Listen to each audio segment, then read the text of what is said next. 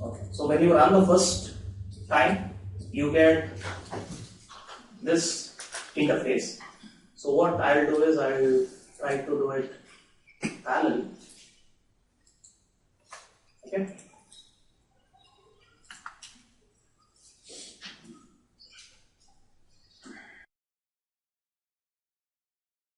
This is how our software looks like, and on the left top there is a HTM module button. If you click on it, another pop-up will come, which will have two frames like this.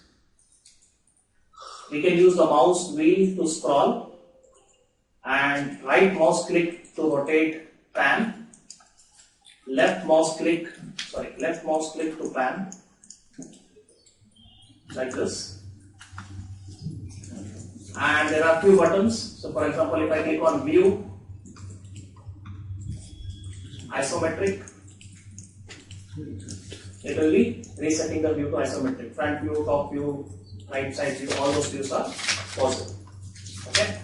Now, before we formally begin this, I need to check certain aspects of our audience today. Sorry? How to reset the quality? We can click on view, isometric. Okay, very briefly, let us do a very quick recap.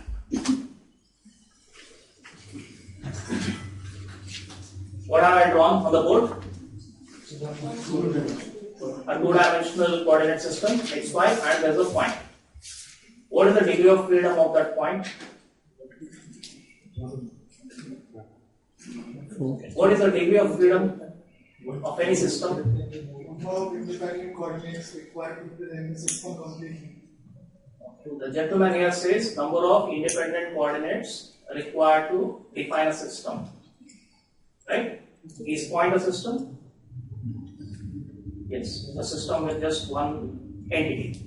Okay. How many coordinates are required to represent a point? Two. So what is the degree of freedom of a point? Two. Okay. So typically the number of coordinates required to represent a point will be 2 in a two-dimensional space. In other way, how we can look at this, degree of freedom is number of independent motions it can have. I can translate that point along x-axis. Can I move? It is free to move, right? And similarly, I can translate along y-axis. Can I move diagonal? No? Yes. I can move from here till then. When I do that, I can break that motion into two independent motions, one along x-axis, one along y-axis. Clear? Any doubt? Oh, good.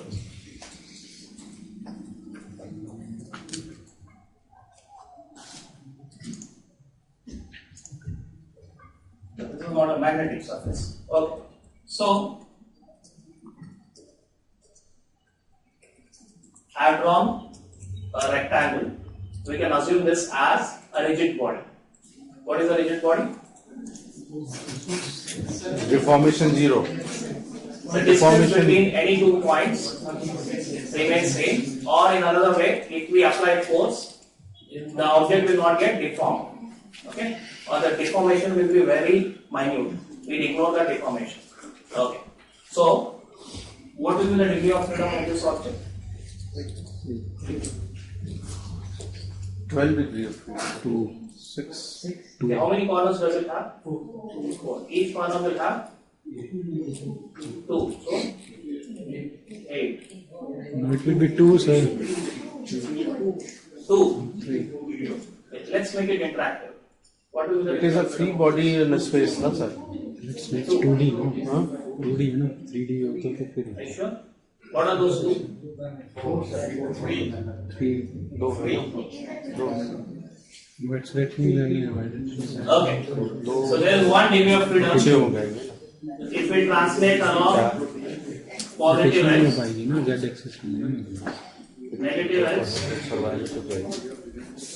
positive y, जब rotate करोगे तो z negative आएगा. 2 rotations. Very good. So there is a rotation plus z, there is rotation एक ही मानते हैं उसको, minus. So, plus minus एक ही मानते हैं. yes, 3 degree. 3 degree. Why? X, Y, and Considering positive plane. See, this logic, you didn't give me here, right? I have given plus minus both as 1 degree of freedom. Here, just to confuse you, I have written them as separate. Correct? So, direction is the same. Whether you go this side or this side, the parameter will still be same. You don't have different treatment for a point in first quadrant, second, third, and fourth. Okay, it will all remain the same. Hence, this is 1 degree of freedom. We can translate this object along x. Similarly, we can translate the same object along y. And rotation, About that. let me draw it on the body itself. Rotation about z axis. So how many degrees of freedom? 3. Get it out? Oh, good. Now, typically what happens?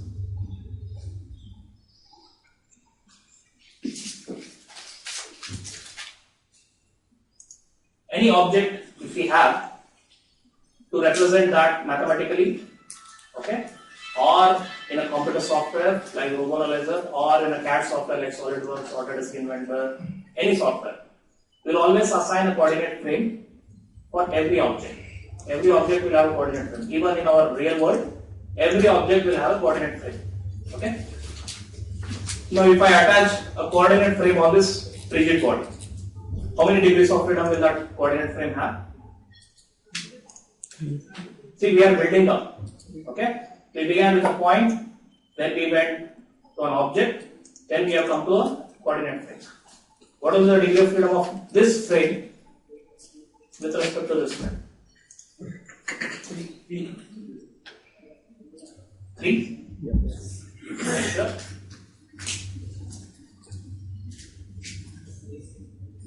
Degree of freedom of the moving frame with respect to the fixed frame. What should it be?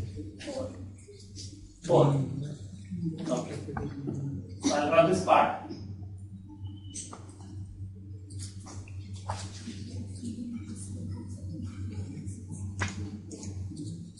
So what I'll do is I'll just make a new frame. We'll call it as UV. Assume that this frame is on the body. We are not yet in the shape of the body.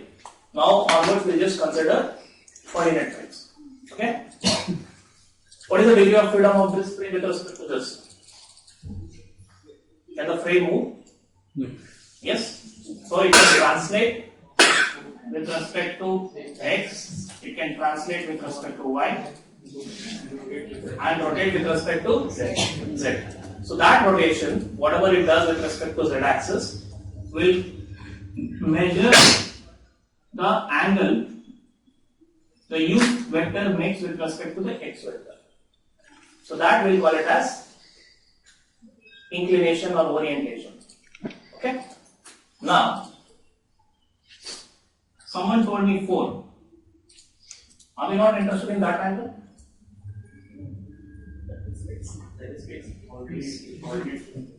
No, this angle. This is not fixed. The angle is not fixed.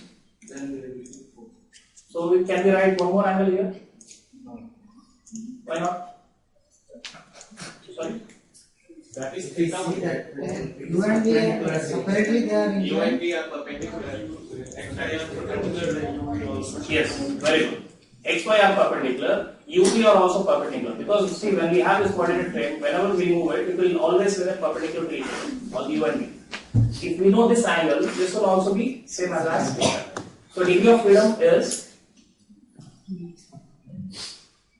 3 for a coordinate system